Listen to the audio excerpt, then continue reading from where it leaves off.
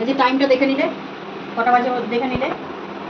এই যে তাল মেখে ফেলেছি, এখন এটাকে রেডি করেছি, কিন্তু মুখের সামনে করে আবার ফ্রিজে তুলে রাখবো, তাই বানিয়ে ফেলছি। এই যে, কারণ রিমি তো বাইরের কিছু সেরকম একটা খায় না,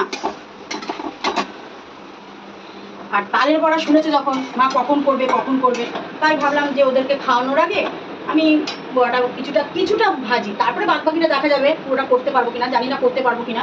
কারণ এই যে বাচ্চা কাচ্চাগুলো প্রচুর পরিমাণে টয়লেট করছে, প্রচুর। আমার নাইটি, যত নাইটি ছিল সব দিয়েছি সারা বাড়ি। একটু ঘুরিয়ে দেখিয়ে দে,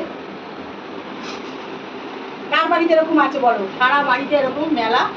তো আমার বাড়িতে এরকম মেলা রয়েছে, আর আমি এখন চিন্তাধারা নিয়েছি যে আমি এদের জন্য কাঁথা বানাবো। ঠিক আছে, একটু মানে কাঁথা বানানো একটু মোটা হবে, তার জন্য আমি মার কাছে শাড়ি চেয়েছি। আমি তো শাড়ি সেরকম একটা পরি না, ছাপা শাড়ি, মার কাছে চেয়েছি, মা ছাপা শাড়ি দিয়ে গেছে। এবার সেটাকেও আমি এখন মানে কটা বড়া ভেজে তরিজুত করে নেবো, নিয়ে ওটাকে সাইজ মতন কেটে মেটে রেডি করে নেবো। সেলাই কিন্তু আমি জানি, শুধু আমার মেয়েকে আমি সেলাইটাই শেখাইনি, সেটা যদিও শিখতে চাই সেটাও আমি ওকে শিখিয়ে দেবো। তো চলো আমি এখন বড়াটা ভেজে আমি ওদের কাঁথাটা রেডি করে নিই, তারপর আমার এই ছেলে মেয়ে এই যে ঘুমাচ্ছে দেখো, এদেরকে খাওয়াবো, আবার ওপরে নাতি পুতিদের খাওয়াবো। এদের তো খাওয়াতে পুরো 1-1.5 ঘন্টা আমার সময় লাগে। তো আমি কিছুটা বড়া ভেজে নিলাম যাতে তোমাদের কাকু আর রিমি একটু খেতে পারে। ভাত খেতে খেতে তো আমাদের রাত্রি 12টা। তো চলো আমি ভেজে নিই, তারপর আবার খাচ্ছি। অন্ধকার, দাঁড়া লাইটটাকে যাবে।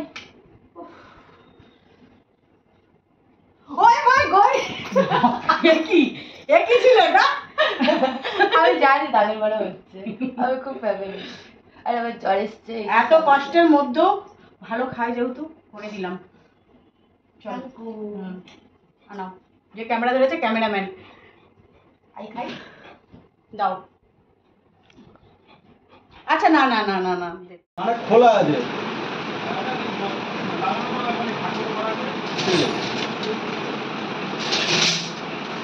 দুটো হলো ছোট। আর কি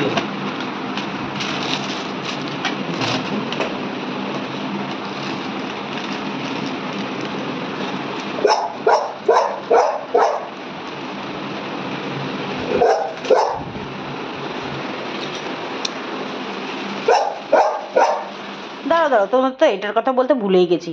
এই যে আমার গ্যাসটা দেখছো, অনেক দিন আগেকারের, আর ভালো সার্ভিস দিল, কিন্তু কিছুদিন ধরে খুবই ডিস্টার্ব করছে। আমার ভীষণ ভয়ও লাগছে, রিমি তো আসেই না গ্যাসের ধারে। যাই হোক, কোনো মতে চলছিল। তো হঠাৎই তোমাদের কাকুকে বললাম যে আমার সত্যি কখন কি বিপদ হয় বলা যায় না, তবু লোক এনেছিলাম ঠিক করার জন্য। লোক যা দাম বললো, আমার একটা নতুন হয়ে যাবে, তাই জন্য তোমাদের কাকু বললো না সারিয়ে লাভ নেই, চলো একটা নতুনই কিনে দিই। তার নতুন অর্ডার করেছিল, যদিও ফ্লিপকার্ট থেকেই, এটা কিন্তু দোকান থেকে কিনিনি। যাই হোক, আজকে চলে আসলো, আর এই যে তোমাদের কাকু সেট করবে বলে সব ঠিকঠাক করছে।